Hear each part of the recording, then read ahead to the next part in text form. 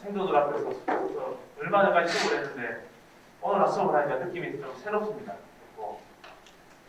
수업을 하기 전에 같이 온 우리 연구원들을 좀 소개를 드리고 시작을 하겠습니다.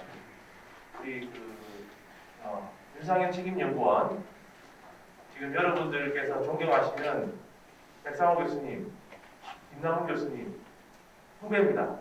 우리 현대건설기술연구원에 얼마 전에 들어갔고, 우리 노현주 연구원 두 분이 얼마나 성실한지 제가 거의 감동을 받았습니다.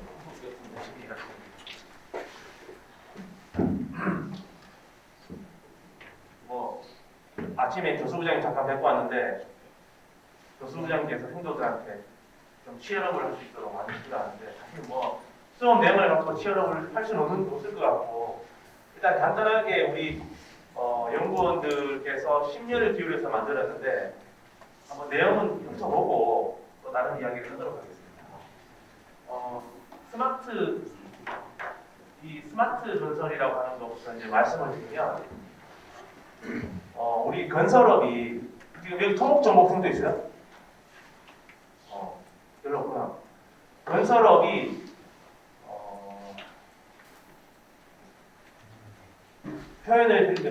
굳이 표현을 드리자면 4차 산업혁명 혹은 디지털 전환에 있어서 늘 지적을 받아왔던 게 농업보다 그 전환의 속도가 느리다라는 지적을 많이 받았어요. 느리다는 지적을 받았는데 실제로 그것을 지수로 확인해 보니까 농업보다 더 후진적인 겁니다. 그런데 이 토목 건설이라고 하는 부분이 사실은 국가 경제에 차지하는 어떤 포션이나 아니면은 우리 인류사에서 차지하는 역할이 지대하다 보니까 이제는 어떤 민의 어떤 자발적인 전환보다는 국가가 주도해서 건설업을 스마트화로 전환하고 있고, 우리나라의 현대건설을 포함한 대기업에서는 기존의 건설을 이제 스마트화시키기 위해 상당한 노력을 합니다. 그래서 그 일환으로 이번에 현대건설의 스마트건설 연구실이 새로 신설되고, 스마트 건설의 핵심이 사실 오늘 여러분들한테 소개해드릴 공간 정보를 가져가는 겁니다. 그리고 국방지형정보체계 수업을 듣는다고 하는데, 이게 단순하게 어떤 측량이나 정보의 수단이 아니고 사실은 모든 산업을 엮는 중요한 매개, 핀포인트가 된다고 생각해요. 그래서 이 수업을 떠나서라도 여러분들이 졸업을 하거나 다른 수업을 듣거나 다른 활동을 할 때 여기에서 출발해서 다른 것들을 생각하거나 다른 것들을 연계시킨다면 제 생각에는 상당히 많은 걸 얻을 수 있을 것 같아요.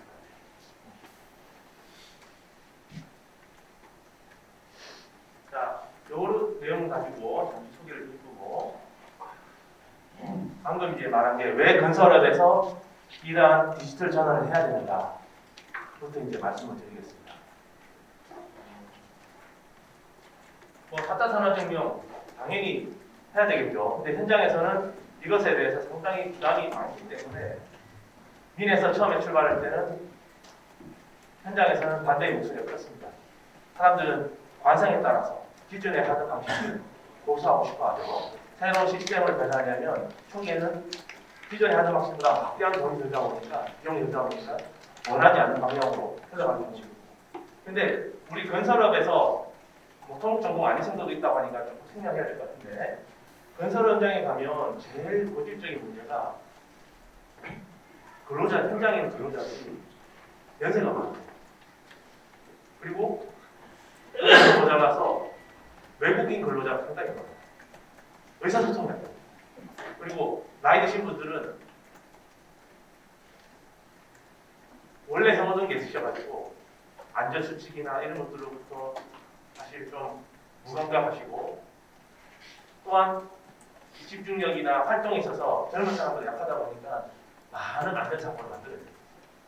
그리고 우리 건설업 예전에 그냥 기둥 세우고 지붕 씌우고 지었던 게 아니고, 롯데 월드타워, 현대건설이 지으려고 하는 GBC, 아니면 중동이나 이런 마천루 같은 빌딩들, 아니면 미래의 어떤 뭐 UAM 버스포트 이런 것들 보면 아주 건축물들이 이제는 복잡해지고 대형화되고 그다음에 생산 현대건설이 영업이익이 얼마인지 아세요? 현대건설이 1년에 수주하는 금액이 한 20조 정도 됩니다. 근데 여기에서 영업이익은 3%밖에 안 돼요.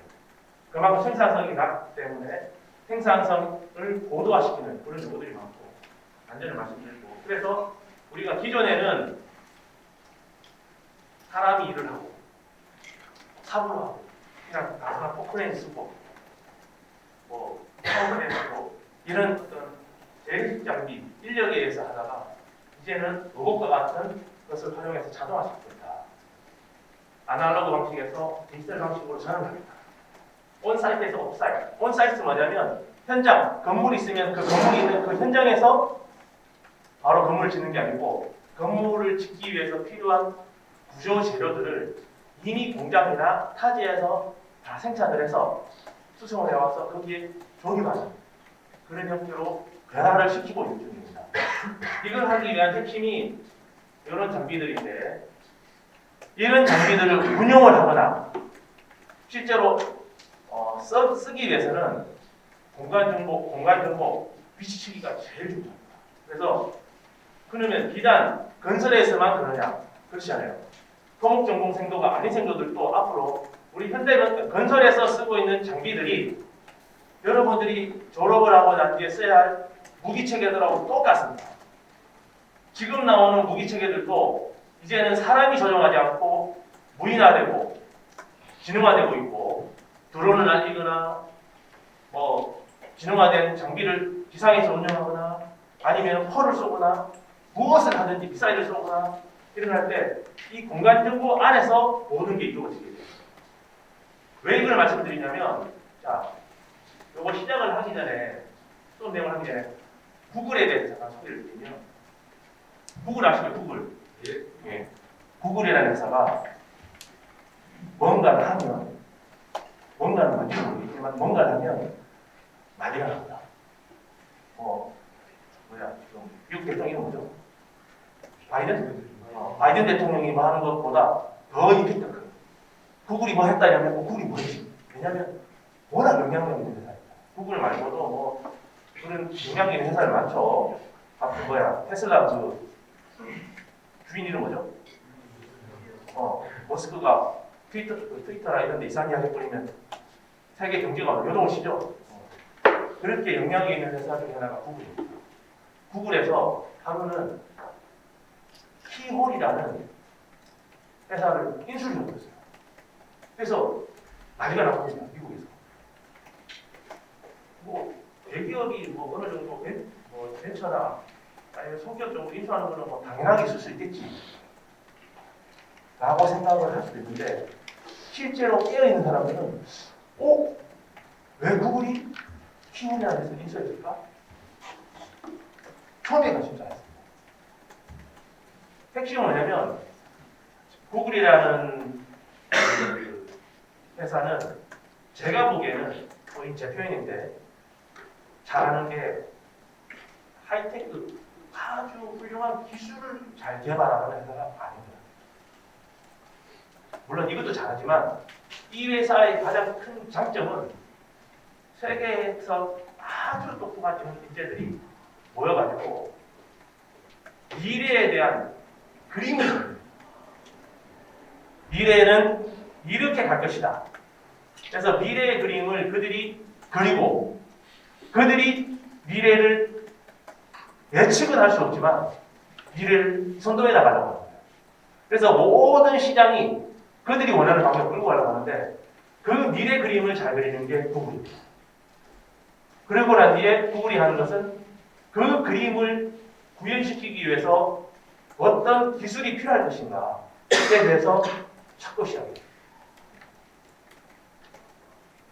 그래서 자기들이 원하는 여러 기술 중에 시장에 보니까 그 기술이 있더라.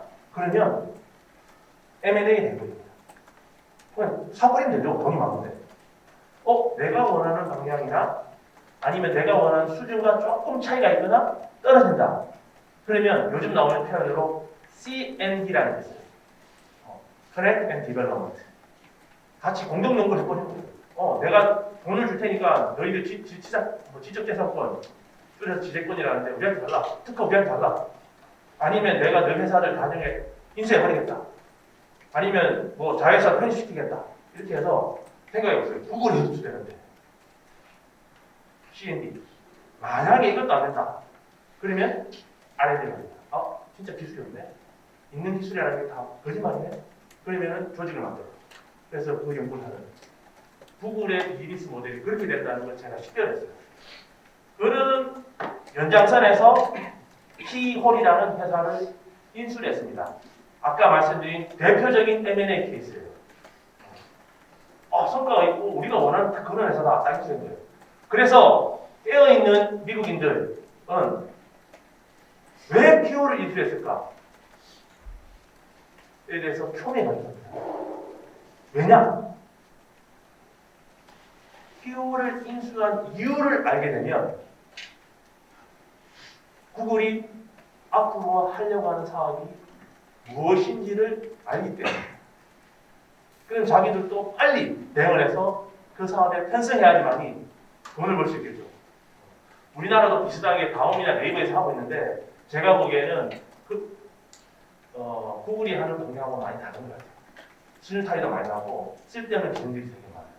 어쨌든 구글이 그 키홀이라는 회사를 인수했던 그 큰 그림은 뭐냐면 여러분 뭐 구글로 쓰이는 거 많이 해봤죠?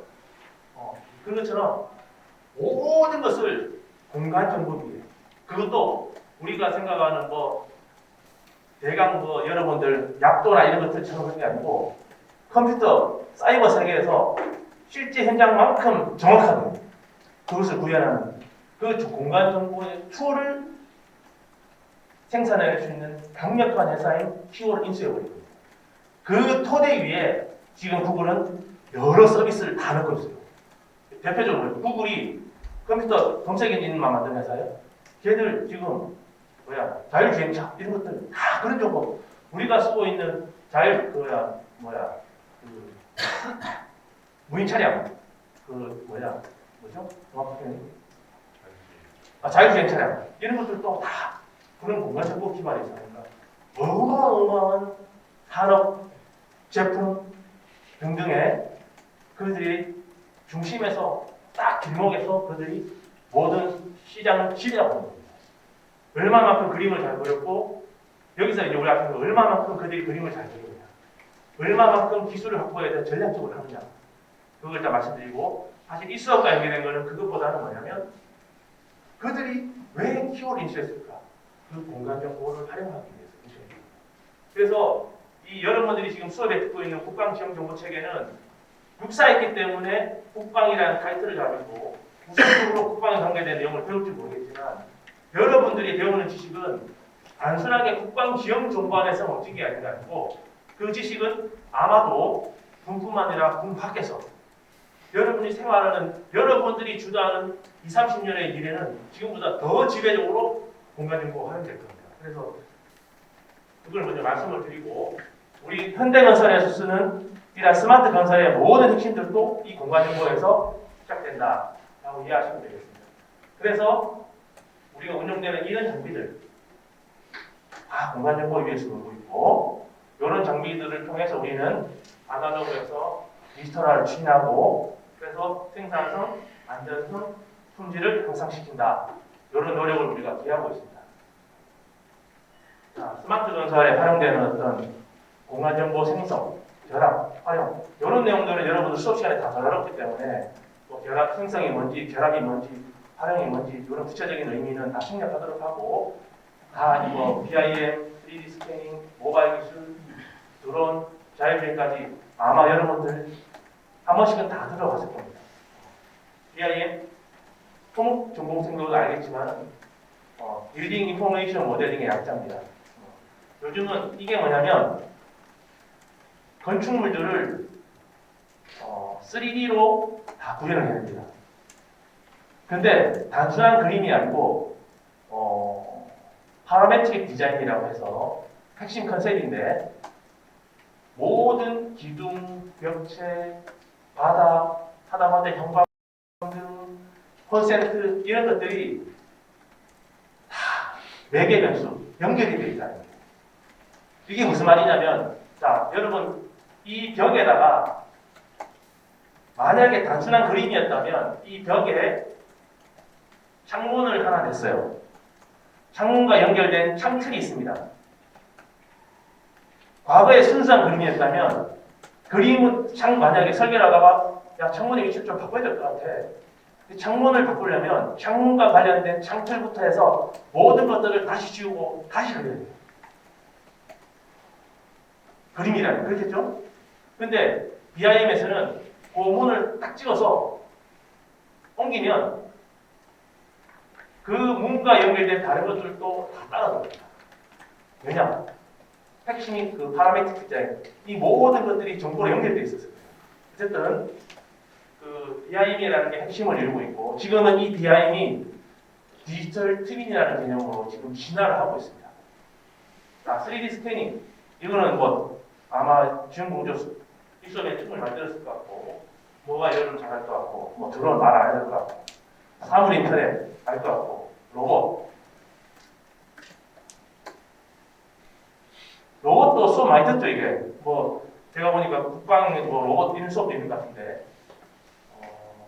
로봇, AR, VR 뭐 알 것 같고, 디지털 팀 알 것 같고, 디지털 맵 알 것 같고, 요거 알고, 프리팹, 이게 프리 패브리케이션의 약자입니다. 아까 말씀드린 것처럼 오프-사이트 컨스트럭션, 멀리서 필요한 것들을 다 생산해서 운반을 해서 조립을 하게 됩니다. 그러면 프리패브리케이션, 먼저 생산이 돼서 조립하는 그런 형태가 되는 거고, 그런 것들을 무서워하는 거죠. 자율주행 해마죠. 이러한 기술들이 스마트, 이거 외에도 많은 기술들이 있지만 이런 것들이 스마트 건설의 핵심을 이루는 겁니다. 그런데 여기서 핵심이 뭐냐면, 스마트 건설이라고 하는 게 이런 것들을 다 하는 게 아닙니다. 사실. 이거 쓰는 게 스마트 건설이 아닙니다. 스마트 건설의 핵심은 뭐냐면, 스마트 건설의 핵심은 뭐예요? 이거는 스마트 건설이 아니고 모든 산업에서 지금 디지털 전환을 하려고 하는데, 디지털 전환의 핵심은 뭐예요?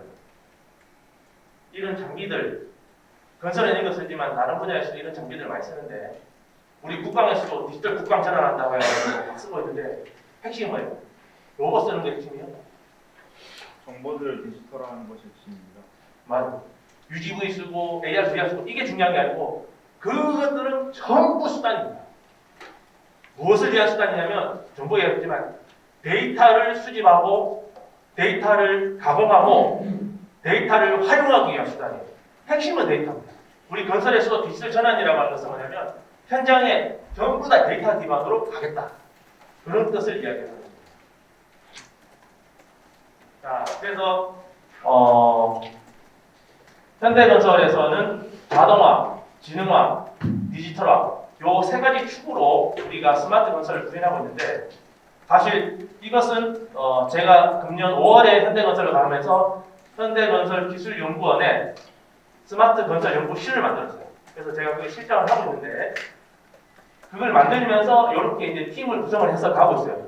요거 외에 우리가 한 개 팀이 더 있는데, 이 팀들, 이 이름들을 우리가 정해놓고 난 뒤에 저희가 추진하고 있는데, 제가 올해 5월에 갔습니다. 국토부에서 7월에 스마트 건설 활성화 대책을 원희룡 장관님이 아주 야심차게 발표를 했어요.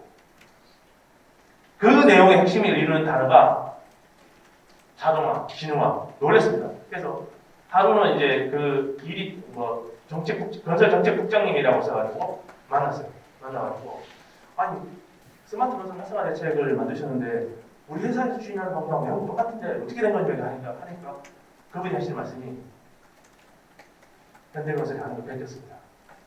자기가 하면서. 그래서 우리가 가는 방향이 맞고, 그들도 단순하게 베꼈겠어요.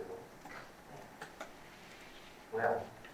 우리가 가는 방향이 맞고, 그들도 동의를 하고, 아닙니다. 그래서 제가 거기에서 힘을 얻어가지고 저희 연구실 사람들한테, 특히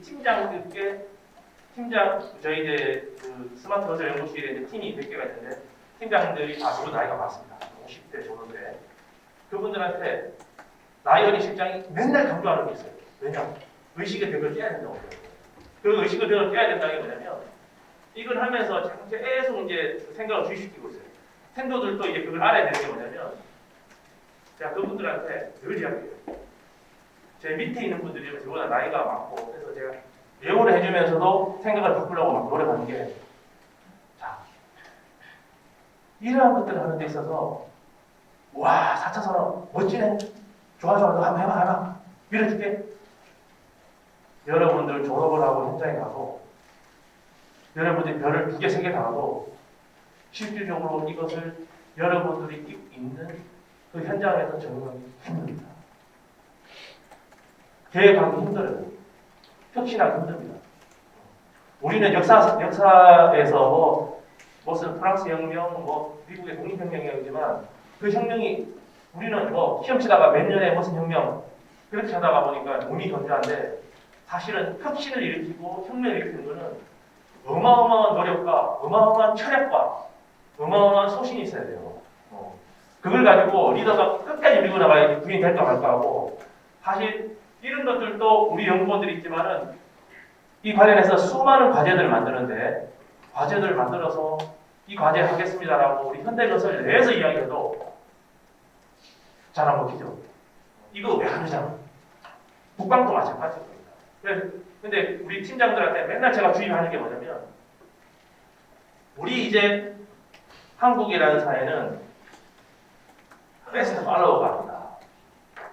남들이 하는 기술을 빨리 찾아가지고 그 기술을 습득해가지고 돈을 벌고 있는 그런 조직 아니다. 이미 그 시대 끝났어요. 건설만 해도 우리가 중동, 남미에 많이 진출해서 해외에서 수입 여러분들 그거 아세요?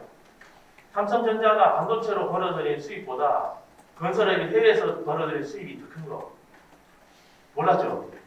워낙 우리가 반도체 하다 보니까 건설이 해외에서 벌어들인 부가치가 반도체의 부가치가 훨씬 큽니다.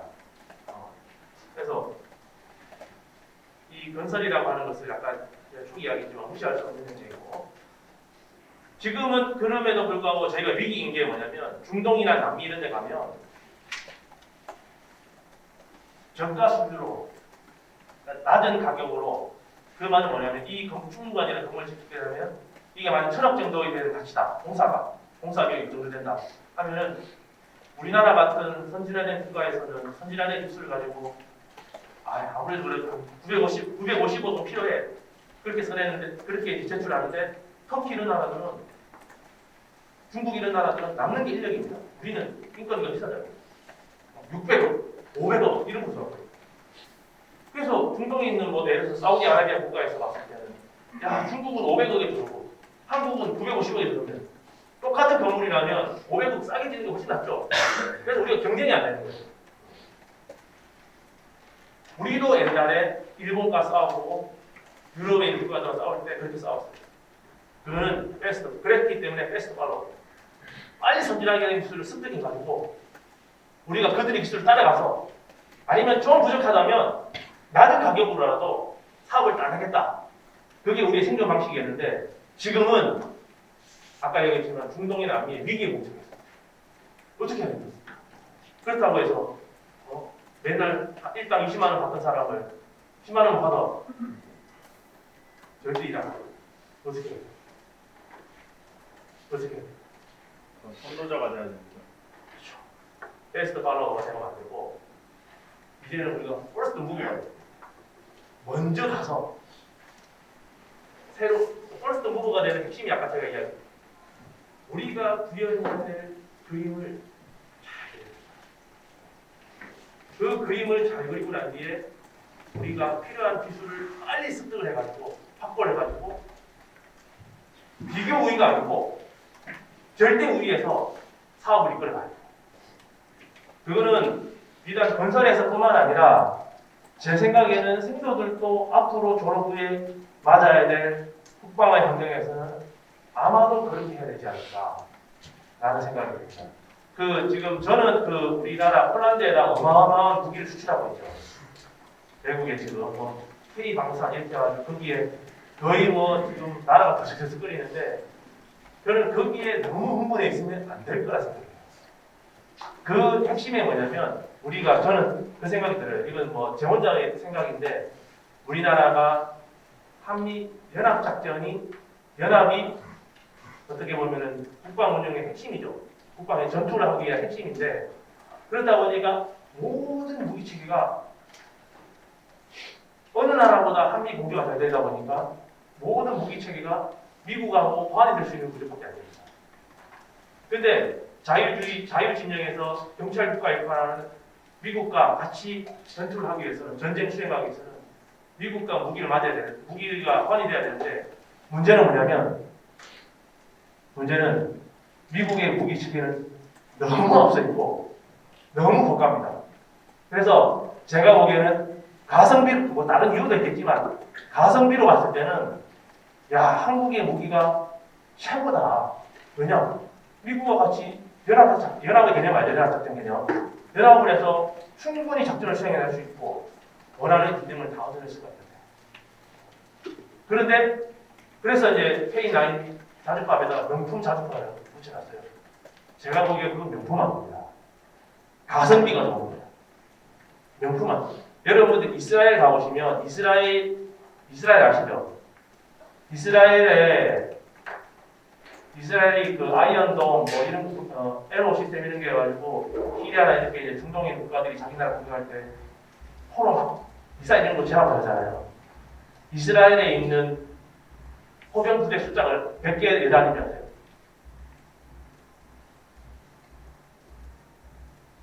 포병 가심도 이스라엘은 지금 실제로 싸우고 있는데 포병 숫자가 얼마큼 돼요? 지도성도 포병 숫자가 몇 개일까요? 이스라엘은 포병 여단이 딱 한 개 있어요. 놀랬죠? 한 개 있는 여단이 그 애들 나눠놓은 다 여기 있어요. 그건 뭐냐면 그들이 가지고 있는 무기 체계가 최첨단이라요. 저도 이 테리 방산에 대해서 우리가 지금은 특수를 누리고 있지만은 지금의 우리가 독실해서는 안 된다 생각하는데 버스는 후보로서 되려면 우리가 생각지도 못하는 무기 체계를 생각해요. 뭐 여러분한테 그런 거 다 그런 걸 뭐 요구하는 건 아니지만은 마찬가지로 건설에서도 지금 그렇게 가야 되지만은 국방에서도 그렇게 가야 되고 여러분들이 있어야 되는 어떤 위치에서도 남들이 하는 거 보고 빨리 따라가서 하는 거는 끝났고 여러분들이 주도적으로 미래를 그리고 미래를 누가 그렇게 이야기했는데 미래를 예측하는 것은 불가능하다. 그런데 불가능한 미래를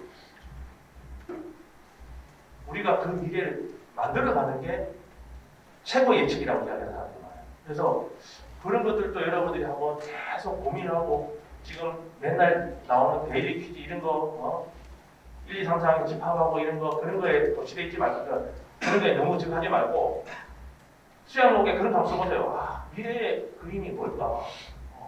내가 무엇을 해야 될 것인가? 저는 이제 보병인데 토목과 무술했죠 보병인데 그 생각 들었어요. 여러분들 지금 여기 앉아있지만 졸업을 하고 나면 뭘 생각했냐면 자 졸업을 하고 제가 오비실 갔어요. 24단 지금 없어졌는데 22기하 보병사단에 이제 소대장 첫 부임제여가지고 보병학교가 아니고 육군 기계학교에서 이제 교육을 했어요. 그러니까 거기는 원래 기갑이 중심이기 때문에 보병이 약간 찬밥 어디 가면 보병이 늘 왕자 노릇을 하는데 찬밥이 있어요. 그 찬밥의 가장 핵심이 뭐냐면 수업이 제대로 안 만들어져 있어가지고 그때는 그 초중반 OBC를 가셨지만 가끔씩 이제 군인터에 해가지고 할 일이 없는 시간이 많았어요. 그 이제 혼자 제가 뭐 종이에 딱 적고 있는데 갑자기 생각이 들더라고요. 제가 2000년에 이제 인간의 소대장 나왔는데 2000년에 인간하는 소대장들이 과연 몇 명일 것인가? 수천 명이겠죠. 그런데 그들 중에 최고의 소대장은 누굴까? 딱 생각을 해봤어요. 거기서 나간 게 아니고 아직도 기억이 나는데 그럼 최고의 소대장이 될 수 있는 최소한의 어떤 소양이라기보다는 어떤 역량이나 배경이나 이런 것들은 무엇일까? 라고 생각을 해보니까 갑자기 그 생각이 들어요. 내가 최고의 소대장이 될 수가 있네. 여러분들도 이렇게 있지만은 생각을 해보세요. 지금은 동기들끼리 이렇게 있고 복싱같이 하지만은 이제는 졸업해가지고 야전 부대에 가면 제가 갔을 때만 해도 여단에 육사 출신 소위들은 뭐 한 개 사단에 5 내지 6명이 갔습니다. 지금 어떻게 될지 모르겠지만 그 중에서 보병은 한두 명이었어요. 뭐 거기 공병도 있을 것이고 뭐야 육군 항공도 있고 뭐 다른 회사들도 많죠. 보병은 한두 명이니까 야 이게 내가 최고가 될 수 있겠네. 왜냐 육사를 받았지. 내가 다른 사람보다 못할 게 없어요. 그래서 내가 최고의 소대장이 될 수 있겠다라는 생각을 하니까 갑자기 무슨 책임감 같은 게 들더라고요. 남들이 시켜서 소대장을 하는 게 아니고 내가 최고의 소대장이 되기 위해서 어떻게 해야 될 것인가 그 고민을 막 하다 보니까 지금 생각 여러분들하고 별 차이 안 나는 나이였는데 그 생각 들더라고요. 내가 어떤 것을 잘 계획을 세우고 내가 어떤 것을 잘 추진해야겠다. 그런 생각이 들어요. 이것도 사실은 그런 연장선에서 출발했다고 보시면 됩니다. 그때부터 생각을 하다 보면 이런 것들을 하게 되고 지금은 제가 감이 다른데 우리나라에서 스마트 건설, 공간 정보를 활용한 스마트 건설의 선두주자는 누가 뭐래도 현대건설입니다. 왜냐? 정부가 우리 방향을 따라오고 우리가 정부의 방향을 답을 만들어요. 그래서 지금 다른 대우건설, 뒤에 이런 회사들이 우리 현대건설 따라오려고 무지막지하게 노력하고 있어요. 근데 이미 우리는 벌써 누구고 그들하고 비교되는 것 자체를 거부합니다. 그래서 그 내용들 잠깐 소개를 하면 자동화 이런 것의 핵심이 요 숫자를 넣고 개처럼 생겼죠. 여기에 이제 우리 현대차그룹, 현대건설이 현대자동차 그룹에 들어가 있는데 현대차 그룹 내에 보스턴 다이나믹스라는 로봇 만드는 회사가 있어요. 우리 정의선 회장님께서 미국에 있는 회사를 M&A 해버렸죠. 미래는 로봇이다. 그 로봇 개처럼 생긴 요놈 위에 이 등 위에 여러 어떤 여러분 측량 이런 거 할 때 쓰는 장비들 있죠. 스캐너나 이런 것들 합쳐가지고 이놈이 자율주행을 할 수 있어요. 물론 이제 우리가 핸들링 할 수도 있지만 자율주행을 할 때 자율로 돌아다닐 때 이 위에 있는 탑재된 정보들로 우리가 현장에 있는 데이터를 수집을 합니다. 레이저로 스캐닝하고 여러 가지고 똑같죠? 지상이 아니라 공중에서 우리가 이 드론을 날려가지고 지형을 막 스캔해가고 그거를 본격에서 우리 KT 사옥에 보면 광화문에 KT 사옥이 있어요. 거기가 지금 리모델링 하고 있습니다. 거기에 어떤 여러 가지 진행되는 상황을 우리가 가서 현장에서 보고 있지 않습니까? 우리 스마트 건설 연구실에 있는 정남철 연구원입니다. 정남철 연구원이 자기 책상에서 그 드론하고 로봇 데리고 현장 체크하고 공사 잘 진행되는가 확인하고 있어요. 공상과학 소설에 나오는 이야기가 지금 이루어지고 있습니다. 그냥 이제는 데이터 싸움, 빅데이터. 우리가 반포 3지구에 도시정비 사업이 하고 있어요. 다시 말하면 재건축이죠. 그게 한번 하면 보통 현대건설은 똑단에 넣으려고 조단에 넣는다고 이야기했는데 그게 한 2, 3년 정도 돼요. 그런 거는 신문에 나도 세기의 계결이 이래가지고 붙는다 이러는데 여기에 빅데이터가 돼요. 크롤링을 통해가지고 상대 경쟁사의 단점을 찾아내고 우리가 경쟁이 하려면 무엇을 잘해야 될 것인가, 얼마를 써내야 될 것인가, 그 사람들의 주민들의 생각은 어떤가 이런 것들을 우리가 빅데이터가 다 분석합니다. 이거 외에도 많이 쓰고 있고 품질 관리 아니면은 중동에서 플랜트 사업 이런데 빅데이터를 다 쓰고 있고 인공지능 이거는 말할 필요 없죠. CCTV로 영상을 다 수집해가지고 이 사람이 신호순가, 근로자인가? 이 사람이 또 방탄복 아니고 뭐지? 작업모를 쓰는지 안 쓰는지, 아니면 레드전 해가지고 들어가면 안 되는 지역에 들어가는 날. 그래서 사람이 일일이 쫓아다니는 게 아니고 CCTV를 해가지고 다 찾아내버려요. 영상 정보. 여러분 아시겠지만은 AI에서 가장 하이테크가 영상을 분석하는 기술입니다. 국방에서 똑같이 써요. 건설에서 똑같이 써요. 여러분들, 저도 이게 현대건설 하기 전에 이거 비슷한 걸 이제 ADD에 제안을 하려고 했었는데 뭐냐면 국방은 더 어려워요. 왜냐? 우리는 보이지만 전장에서는 매일 우리들이 은폐를 해요. 그렇죠? 그리고 갑자기 이게 사람이 계속 있는 게 아니고 갑자기 없어졌다가 나타나다가 갑자기 사라지고 은폐형태. 그 다음에 전투복 자체가 위장이다. 풀숲에 들어가면 이게 사람인지 위장인지 헷갈리고 그런 것들. 그리고 매일 먼지 나오고 이런 환경에서 영상 정보를 분석해서 인공지능을 운영한다? 부수적인 인공지능을 운영한다? 쉽지가 않습니다. 이게 국방에서 우리가 도전해야 될 과제들이에요. 건설도 마찬가지고 디지털화. 우리가 이제 이렇게 해서 안전관리 플랫폼이나 공기업 현장관리 플랫폼 이런 것들을 우리가 디지털 트윈 기반으로 만들어서 사용을 하고 있습니다.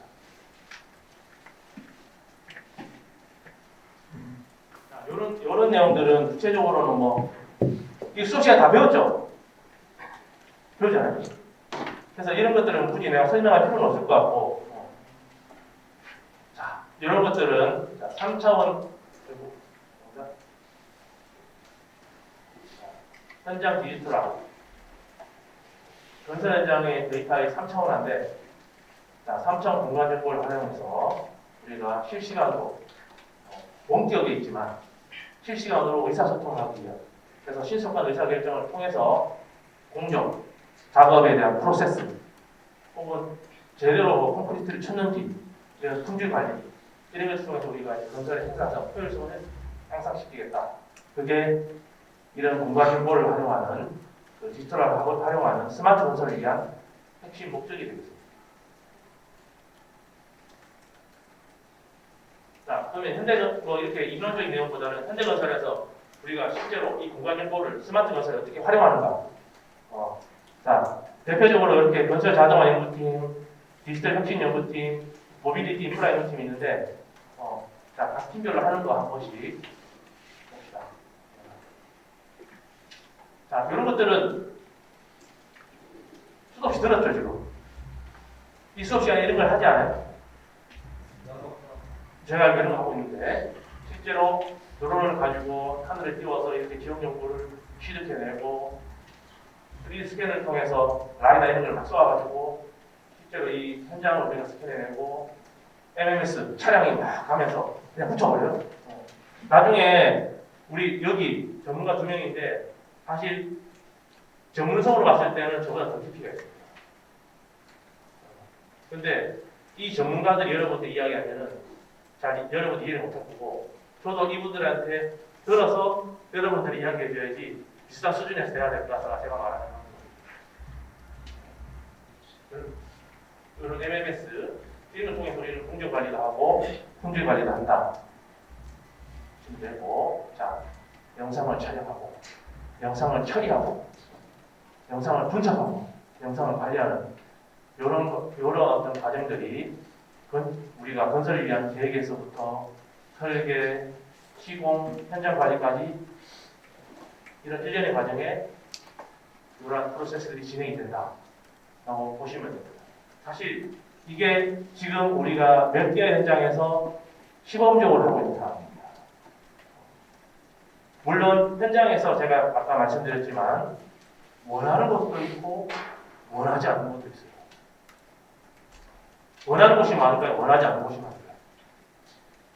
90% 원하지 않습니다. 지금 오늘 작업하기가 바쁜데 이게 무슨 말인지도 모르고 이상한 장비 들고 와가지고 하겠다고 하는데 짜증이 납니다. 그게 현실입니다. 그런데 우리가 지금 퍼스트 무브가 되겠어요. 싸우고 있는 중이에요. 드론. 이건 드론은 군에서 더 많이 쓰니까 우리가 이제 나중에 이야기합시다. 지금 우리 군에서 드론 관련된 전문가들이 너무 많아요. 승도들 중에서도 얼마 전에 여기 지금 보니까 그 드론 조종 시험장 만들었죠. 이거 만들어내기 위해서 제가 육사에 있을 때 국토부 가서 항공 무슨 과에 신경사무관 그다음에 우리 이건 총괄하는 게 뭐냐면 육군 정보학교거든요.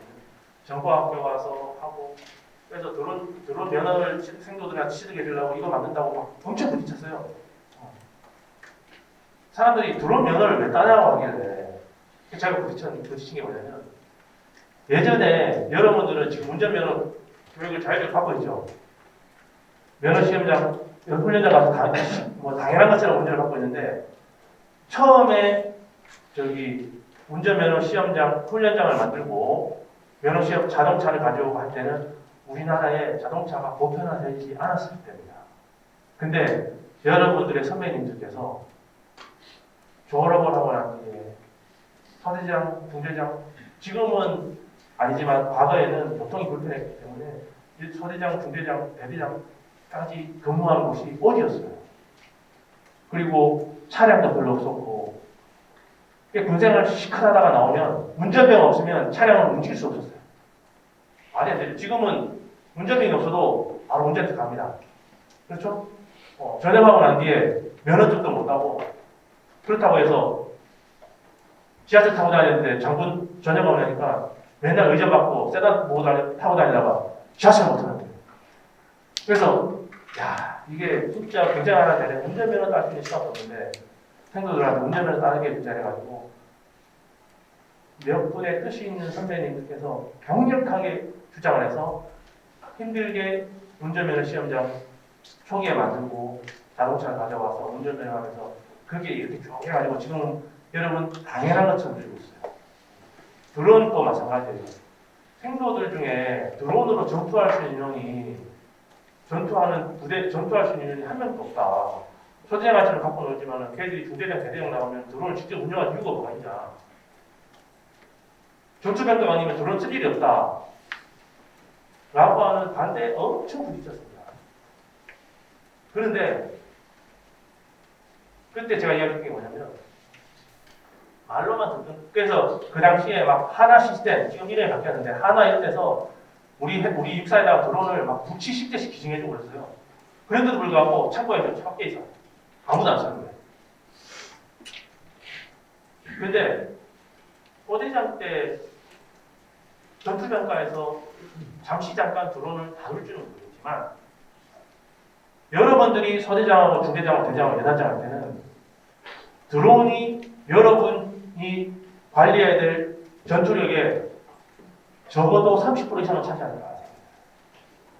지금은 내가 병력이 몇 명이고 소총이 몇 정이고 뭐 배낭이 몇 개고 이렇게 해서 후임 서대장, 후임 중대장, 후임 대대장, 후임 여단장 인수인계 할지 모르겠지만 내 자주포가 몇 대고 이렇게 인수인계 할지 모르겠지만 미래 여러분들이 내가 드론이 몇 대고 지금 드론의 성능이 어떻게 되고 이런 걸 인수인계 해줘야 되고 드론으로 어떻게 현지에서 작전을 했고 이 드론을 작전하는데 여기가 에러 지역 이런 것들을 아마 인수인계 해줘야 될 시기가 올 겁니다. 여러분 때는 당연히 그렇게 될 거예요. 문제는 뭐냐면 드론을 다루어 보지 않고 드론을 옆에서 보지도 않았는데 지금 대학생들은 드론 만들고 그러죠. 하지도 않았는데 어떻게 드론을 봅니까? 나는 컴퓨터 모르게 옛날에 제가 소장할 때는 나는 컴퓨터 모르기 때문에 네 컴퓨터 좋아. 맨날 그 어르신들이 이렇게 해서 A4 가져와가지고 종이로 그려오면 그 주면은 이제 우리 그 대학까지 나오는 병사들이 막 얻으시고 지금은 그렇게 하면 있잖아요. 군생활에서 살아도 뭐 옛날 얘기지만 마찬가지 드론에 대한 이해가 확실하게 해야 되는데 그래서 몇 명의 뜻이 있는 그 교장님부터 시작해가지고 엄청나게 노력을 해서 저 드론 조종 시험장을 받습니다. 그리고 생도들한테 목표를 주기 위해서 저기서 훈련을 해서 교육을 받고 어느 정도 소정의 과정을 거치면 면허를 주는 과정을 가야 하는 거예요. 어쨌든 또 그게 우리가 군 내에서 그게 가능했던 거는 군이 여러분 자부심 가져야 될 때 드론이나 앞으로 나갈 UAM 이런 것들이 최고의 선두입니다. 가장 하이테크죠. 여기서 저희가 이제 군에 있는 훌륭한 인원들을 현재 가서 잘 빼오려고 상당히 노력하는데 잘 안 되더라고요. 하여튼 드론은 그렇게 많이 운용된다고 알고 있고, 뭐 드론에 대해서는 여러분들이 다 잘 알고 있으니까. 자, 현장 시설물 봐요. 옛날에는 뭐 이렇게 사람이 떨어져 죽고, 뭐 볼이 안 보이고, 모자 안 쓰고 이런 것들이 많았는데, 그거를 사람들이 다 다니면서 체크하고 감독관이 돌아다니고 있어요. 근데 지금 그렇게 하지 않고, 이렇게 드론이 다니면서, 모자 안 쓰나? 여기 갈라진 거 없느냐? 이런 거 균열, 이런 걸 다 촬영하고 갑니다.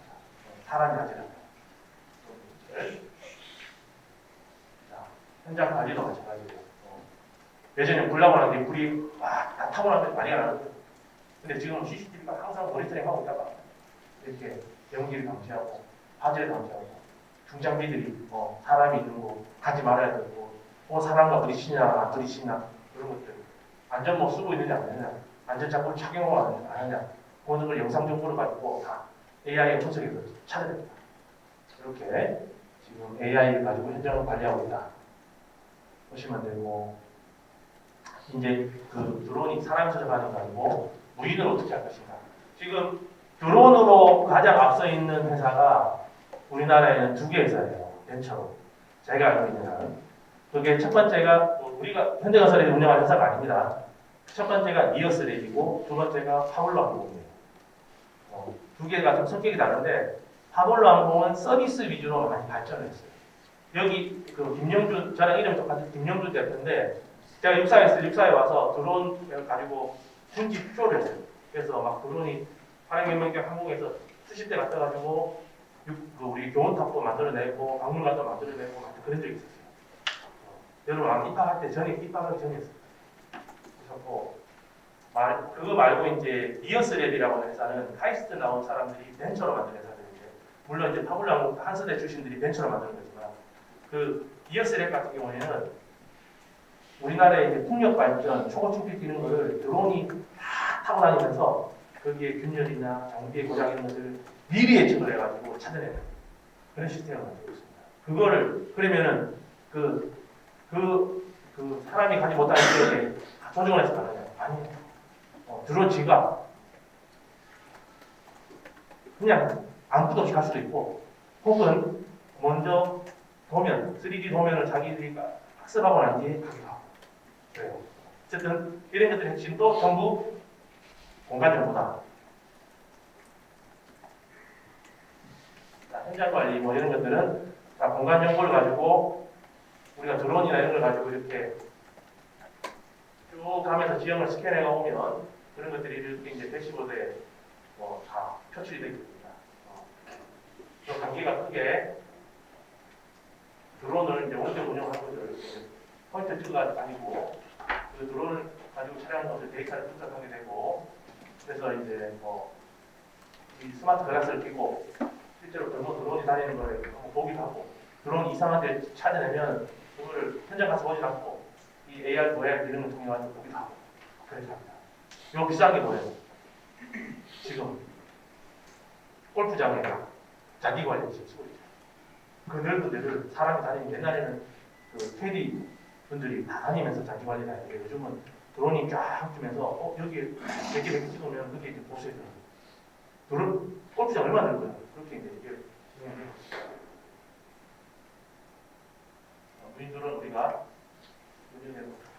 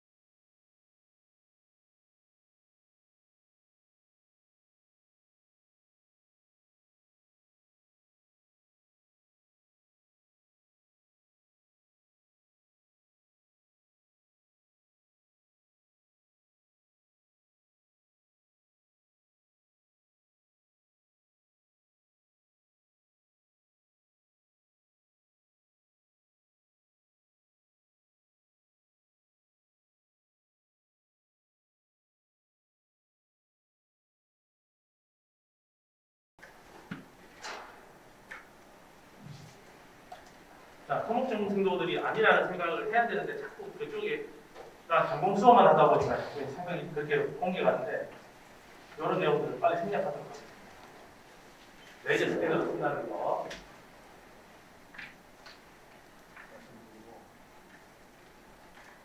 자, LMS 이런 차량이 있어요. 이런 차량이 쭉 가면서 현장을 다 데이터 다 수집해 가버립니다. 순찰 로봇, 아까 이야기한 요 스팟 로봇이 정말 다리나 이런 것들이 배하고 똑같아요. 앉았다 일어설 수도 있고, 지가 넘어져도 똑바로 일어설 수도 있고, 하여튼 그렇습니다. 이 로봇을 여러분들이 제가 육사했을 때 생도들이 막 주말만 되면 주짓수 이런 거 막 나가고 활동을 많이 하거든요. 제가 생도 때에 비하면 상당히 발전된 겁니다. 제가 생도 때는 너무 평이 힘들어가지고 1, 2학년 때는 딱 외박 신고하잖아요. 제일 먼저 하는 게 들어와서 입을 뒤집어 쓰고 자는 게 일이었어요. 너무 힘들어요. 평소에 잠도 못 자고. 근데 생도들이 뭐 주짓수도 나가고 뭐 기타 등 한다는 걸 들었을 때 상당히 발전적이다 좋게 생각했는데 사실 뭐 그런 것들도 좋겠지만 그거보다는 여러분들이 이 육사에서 있었던 그 장점도 있지만 단점, 가지고 있는 한계, 그리고 외부와의 교류가 잘 안 되잖아요. 물론 이제 뭐 사이버나 이런 세계로 다 되겠지만은 그거보다는 로봇이나 이런 것들 한번 찾아가 보는 노력도 필요합니다. 수업 시간에 여러분들 접한 로봇이 전부 다 줄 수 있으니까.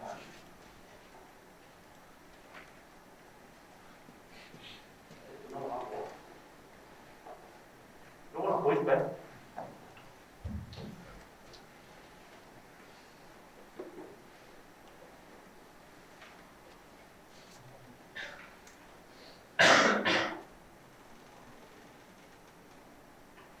자, 지금 아까 말씀드린 광화문의 KT 현장에서 지금 요 스팟이 움직이고 있고, 지금 요 창은 어디서 보고 있냐면 현대건설 본사가 한국역에 있습니다. 헌법재판소 맞은편에 본사에서 실제로 정남필 연구원이 보고 있습니다.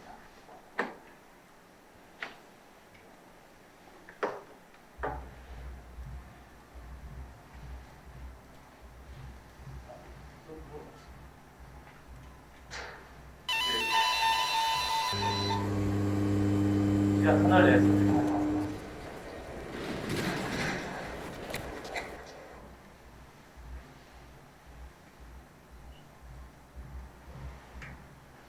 스팟이 다니면서 이렇게 지금 시드템으로 정보를 보여준 거죠. 다음. 자, 스마트 건설 미래. 요거 영상을 봐야 됩니다.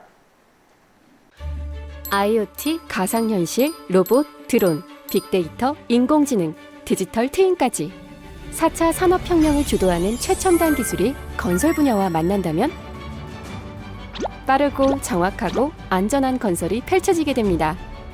첨단 기술 산업으로 변화하고 있는 건설, 미래를 여는 현대건설의 스마트 기술을 만나봅니다.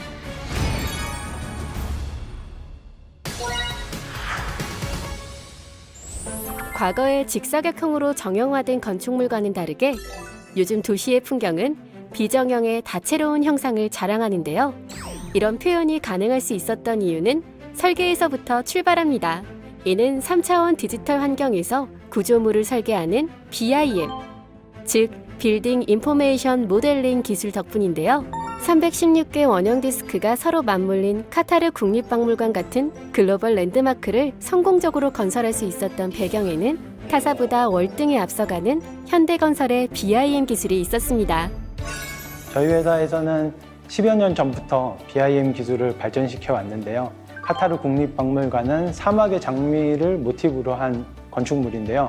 BIM이 아니었으면 설계를 하거나 시공하기 굉장히 어려웠을 랜드마크 구조물입니다. 이런 구조물도 저희가 BIM을 활용해서 성공적으로 시공을 했고, 브리시와 빔을 활용해서 저희가 효과적으로 공사를 수행하고 있습니다. 그러나 BIM은 단순 입체 설계로의 변화만을 말하는 건 아닙니다. 3차원의 형상 모델 안에 다양한 디지털 정보를 내포하고 있다는 점이 가장 큰 특징인데요.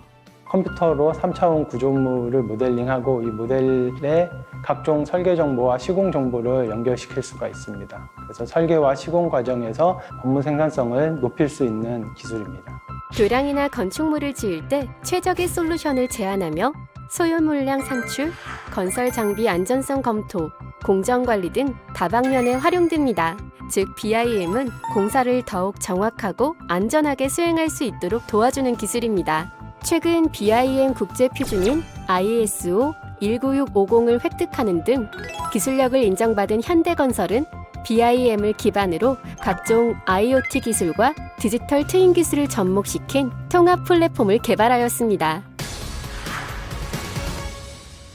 BIM을 기반으로 탄생된 스마트 건설 통합 관리 플랫폼 하이보드는 무엇일까요? BIM을 기반으로 만들어진 이 하이보드 시스템은요, 3차원 가상의 구조물 모델상의 IoT 장비의 현황, 근로자의 위치 정보, 각종 설계 정보나 사진 정보 등 위치 기반으로 정보가 축적되고 관리됩니다. 그래서 이러한 정보 등을 통합적으로 실시간 모니터링 할 수 있게 돼서 직원들의 업무 생산성을 향상시킬 수 있고, 시공이 끝난 이후 구조물의 운용이나 유지 관리 때 활용할 수 있어서 데이터 기반의 의사결정에 도움을 줄 것으로 저희가 기대하고 있습니다. 하이보드는 IoT 기술과 드론이나 레이저 스캐너로부터 수집된 각종 공사 정보를 BIM 기반으로 통합하여 현장을 실시간으로 원격 관리할 수 있는 플랫폼입니다. 2년 전부터 저희가 개발을 해서 현재 2곳의 현장에서 활용 중이고 점차 확산시키고 있습니다. 빔 기반의 하이보드는 김포파주 209 현장에 적용이 됐는데요. BIM으로 만들어진 가상의 현장 모형에서 작업자들이 어느 위치에 있는지, 그리고 장비들이 어느 위치에 있는지를 시각적으로 확인을 할 수가 있고요. 그 각각의 위치에서 생성된 사진 정보나 설계 정보, 각종 문서 정보 등을 연결시킬 수가 있어서 이를 정보 등을 통합적으로 활용해서 의사결정하는 데 저희가 쓰고 있습니다. 실제 건설 현장의 모습을 디지털 공간에 구현한 현대건설의 하이보드, 디지털 트윈 전환의 또 다른 사례가 될 이 하이보드의 발전 가능성은 무궁무진한데요. 건설 현장의 각종 설계 정보와 시공 정보를 가상의 공간에서 통합 관리할 수 있는 디지털 트윈 기술의 활용으로 현대건설의 하이보드는 현장의 위험 요소나 문제점을 사전에 도출하고 다양한 전문가들이 디지털 공간에서 최적의 솔루션을 함께 찾아내고 있습니다. 건설 산업에서는 디지털 트윈을 활용해서 시공 상황에서 발생할 수 있는 다양한 문제점이나 위험 요소들을 가상의 환경에서 사전에 시뮬레이션하여 이에 대한 해결책을 찾는 데 활용하고 있습니다. BIM과 디지털 트윈, 그리고 메타버스 기술까지 접목하여 건설 산업의 디지털 전환을 선도하는 현대건설의 앞선 스마트 건설 기술은 VR과 AR 장비를 활용한 안전교육으로까지 확대되며 건설 현장의 생산성은 물론 안전성까지 높였습니다. 그러나 이러한 스마트 건설 기술을 현장에 적용하기 위해서는 또 다른 난관이 있었는데요. 특히 지하철이나 터널같이 인터넷 시스템이 갖춰지지 않은 현장에서 스마트 건설 기술을 적용하기 어려웠다고 합니다. 터널 현장은 수십 미터 정도 밑으로 내려가서 공사가 진행되기 때문에 지상이나 외부로 연락할 수 있는 그런 방법이 없는 상태인데요. 그래서 터널 내에 이제 통신 네트워크가 구축이 돼야 이 기기들을 좀 활용을 할 수가 있거든요. 기존 터널 현장 통신 구축의 어려운 점은 어떻게 극복되었을까요? TBWS는 이 주파수 중에 사용하지 않는 유휴 대역을 활용을 해서 무선 통신망을 구축하는 방식입니다. TBWS 기술은 지하 또 건설 현장 이런 곳에 적용한 것은 저희가 첫 사례입니다. 그렇기 때문에 뭐 이론상으로는 다 될 것 같다라고 판단이 되지만 실제로 적용했을 때 여러 가지 그 제약 사항들이 좀 있었습니다. 현장의 환경 자체가 뭐 먼지도 많고 습하기도 하고 폭발을 해서 굴착을 해나가는 그런 곳이라면 돌멩이들이나 분진들이 튀일 수 있는 그런 환경들이 있기 때문에 과연 이 장비들을 설치를 했을 때 제대로 된 기능을 구현을 하는가, 현대건설은 무선 통신 환경을 구축하는 TVWS 기술을 국내 최초로 지하철 공사 현장 전 구간에 적용한 바 있으며 향후 전 현장으로 확대해 나갈 방침입니다. 기존에는 통신사 중계기가 설치되어 있지 않으면 작업자들과의 통신할 수 있는 그런 방법이 없었는데요. 저희가 TVWS 기반의 통신 방식을 적용하게 된다면 어느 곳에서든지 작업자들과 통신을 할 수가 있습니다.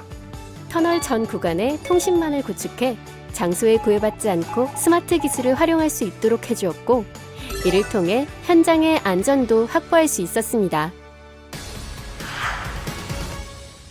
현대건설은 TVWS 기술을 적용해 무선 통신이 가능한 환경을 만들어 수백 미터의 지하 터널 현장에도 스마트 글래스를 활용할 수 있었습니다. 스마트 글라스는 사람이 보는 시각을 전송할 수 있는 카메라가 달려 있었고요. 그 카메라에 영상을 담고 사람이 말을 하는 음성도 담는 그런 인터페이스가 존재하게 됩니다. 그리고 그 인터페이스에 송수신 장비까지 설치되어 있어서 영상과 음성을 이제 외부와 소통할 수 있고요.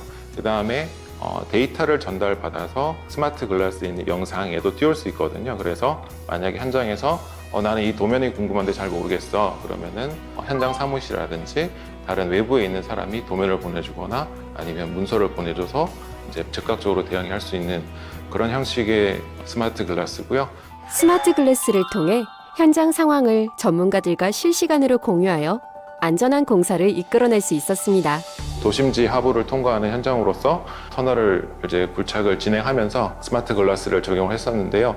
이 터널을 굴착하게 되면은 터널에서 이렇게 지층 굴착면이 나오면 여러 전문가들이 그 지층 상태를 파악을 하고 이 터널을 굴착을 해야 될까라는 판단을 하는 과정이 있는데요.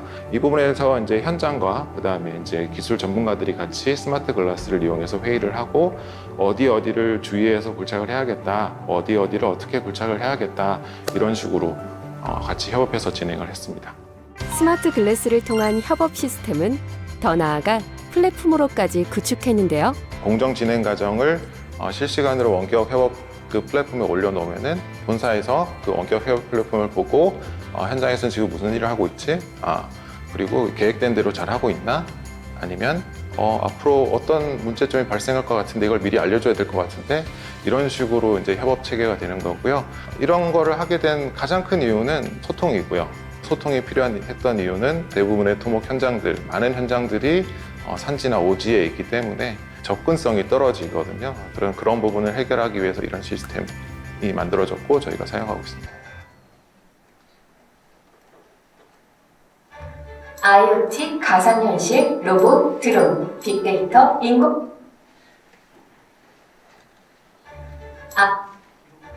IoT, 가상현실, 로봇 뒤로 가서 보여드리는데 뒤에가 뒤로 안 넘어가지네요. 어쨌든 스마트 건설 비디오가 한번 자료를 다 드릴 테니까 읽어보시면 됩니다. 중간중간에 많이 말씀드렸고 한 9시 5분까지죠. 우리 전공 승조들 알지만 나는 보통 수업을 빨리 끝내는데 오늘은 하도 오랜만에 와가지고 거의 다 치우는 것 같은데 교수부장님께서 생도들한테 수업 내용, 수업 외적인 걸 꼭 한 말씀을 드리고 가라고 해가지고 한 2, 3분 제가 말씀을 드리고 수업을 마치도록 아까 뭐 미래 그림을 잘 그려야 된다, 앞으로 개척자가 돼야 된다 이런 말씀을 많이 드렸는데 저는 전역을 한 지 얼마 안 됐지만 전역을 하고 나서 역사를 보니까 여러분들은 못 느꼈지만 역사가 어마어마한 것입니다. 물론 현대건설 또 현대건설 내부에 있는 사람들이 어제도 제 팀장들, 파트장들하고 같이 저녁에 식사를 하면서 들어보면 불평불만이 많아요. 나이가 50이 넘은 사람들 불평불만이 많아요. 근데 자기들이 얼마나 대단한 조직이 있는지를 몰라요. 현대건설은 어느 정도냐면 내가 가서 사업을 따오는 게 아니고 가만히 있어도 사업을 들고 찾아옵니다. 그러다 보니까 그 브랜드 가치로 거의 세계 시장을 지금 누비고 다닙니다. 마찬가지로 육사도 마찬가지예요. 여러분들 육사에 입학하기 전에 고3 때나 혹은 재수업 3, 4할 때 육사에 오고 싶어서 노력했던 그 시간들 한번 생각해 보세요. 그때 육사는 어떤 존재였는가? 지금 있으면서 육사에 있다 보니까 그걸 잘 모를 수도 있어요. 졸업을 했어도 잘 모를 수도 있어요.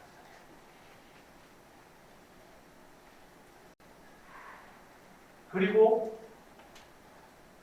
한편으로는 좀 안타까운 것은 뭐냐면 미 웨스트 포인트는 학교의 목표가 교육 목표가 건전한 시민을 양성합니다. 그 많은 인원 전역을 하는데 최소한의 공부를 마치고 많은 인원 전역을 하죠. 전역을 해서 제가 미국에 공부하고 있을 때 한 번은 IRF라고 인터내셔널 로드 페더레이션 도로협회에서 그 사우디아라비아 교통부 부장관님이 회장이셨는데 미국에서 공부하는 28개국의 28명의 한 20개국 미국은 2~3명 되고 이렇게 이제 선발해가지고 워싱턴 DC에 모여서 뭐 아시토, 월드뱅크 이런 데 기관을 다니면서 견학을 하고 세미나 듣고 저녁에는 미국의 유수의 건설사들하고 만찬하고 그런 시간을 가졌어요. 참 좋은 기회였는데 그때 하루는 이제 건설사에 있는 중국들, 그러니까 임원들이 오거든요. 어떤 그 IRF 이제 기억이 나는데 그 아름다운 그 미국인이 저한테 와가지고 오늘 당신을 아는 사람 다 많을 거다라고 무슨 뜻인지 몰랐어요. 근데 아니야 나를까 왔는데 딱 알겠더라고. 자기들이 웨스트 포인트 그 약간 빛 바랜 그 흰색 반지 있잖아요. 우리 루비 반지 차듯이 그걸 막 차고 있어요. 근데 놀라운 건 뭐냐면 미국의 메이저 5대 건설사에 미 육사 출신들이 엄청나게 많습니다. 건설사뿐만 아니라 락히드 마틴, 레이시온, 보잉 이렇게 방산회사, 항공회사, 그다음에 엑선 모빌 뭐가 있고 엑선 모빌, 뭐 에너지 회사, 쉘가스 에너지 회사, 식량 이런 회사에 최첨단 회사에 미 육사 출신들이 되게 많죠. 더 놀라운 것은 뭐냐면 졸업을 하고 로스쿨이나 메디컬 스쿨에 가서 의사하고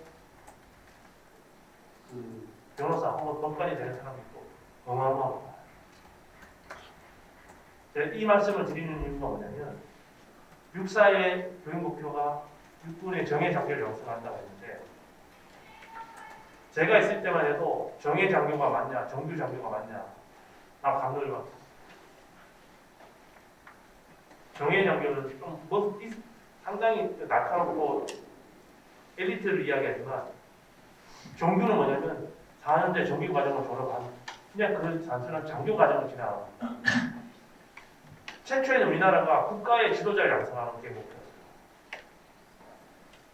그거를 바꾸면서 정예 장교를 양성한다고 했는데 그걸 안 된다 해서 정규 장교를 양성한다는 걸로 평가 잘하신 거예요. 여러분들이 조직 내에서 그렇게 있지만은 국사의 가치는 엄청나요. 국사에서 여러분들 강력한 어떤 교육을 받고 나는 게 엄청난데 물론 이제 지배하는 환경도 정규 장교라고 표현에서 나온 것처럼 여러분들이 뭐 옛날에 저한테 이야기하는데 빈대 이야기하는데 빈대가 점프를 하면 2m씩인데요. 2m씩. 근데 책받침으로 빈대를 30cm밖에 못 뛰겠다고 막아놓으면 책받침을 걷어도 빈대를 30cm 걷어요. 우리 스스로 이게 받침대를 두고 더 이상 점프 못하게 했거나 여러분들이 사성에 젖어서 초심을 잃어버린 건 아니면 한번 스스로 한번 자문해보고 제가 왜 전역을 했느냐 멀쩡하게 육사교사하고 있다가 자녀가 됐는데 왜 전역을 했느냐 남들이 봤을 때는 쇼킹한 이야기인데 우리 현대건설 사장님한테 제가 감동을 했어요. 현대건설 사장님은 학사장 출신인데 군생활 육사에 가셨습니다. 저를 데리고 오시려고 한 8개월을 신랑이 걸렸어요. 하다 안 되니까 보자 해가지고.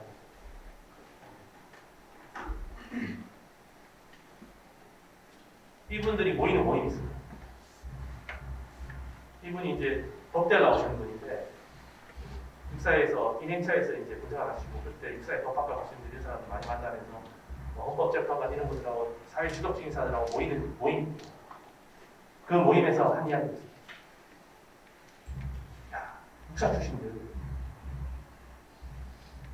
우리가 사회로 데리고 와서 키우자. 그래서 군의 지도자도 되겠지만 사회 지도자가 되고 국가의 지도자가 되고 세계적인 지도자가 될 수 있도록 우리가 노력을 한번 해보자. 그런 생각을 할 수 있다. 제가 이 말씀을 드리는 이유는 뭐냐면 여러분들 제가 오기 전에 교수부장님께서 오명 장관님 모셔가지고 강의 들었을 때 엄청나게 인사이트를 받았다고 이야기하는데 오명 장관님도 전자공학과 교수님으로 계시다가 저처럼 중용계 전형을 하셨습니다. 여러분들이 꾸는 꿈만큼 여러분 충분히 도전할 수가 있고 그 꿈을 크게 꿔야 됩니다. 그게 제가 아까 말씀드린 미래 그림이고 그 꿈을 꿔야지만이 그 반이라도 실현할 수 있어요. 단순하게 육사를 졸업해서 쏘이가 되겠다. 육군의 장교가 되겠다. 그 생각하면 제가 보기에는 이 고생과 이 노력이 빗바라지 않을까라는 생각이 들고 정말 어떤 곳곳에서도 큰 역할을 할 수 있도록 트럼프 정부에서 트럼프 대통령 오른쪽 왼쪽에 있었던 폼페이오 에스퍼는 미 육사에 있을 때 같은 호실에서 있었던 동기생들입니다. 둘이서 중년 때 전역을 해가지고 그 꿈을 잃지 않아가지고 세계를 움직이는 경찰 국가의 다총령입니다. 국방부 국무부 장관 했던 거예요. 여러분들도 꼭 큰 꿈을 가지고 반드시 그것을 구현해 나갔으면 하는 바람을 전해드리며 수업을 마치도록 하겠습니다. 이상.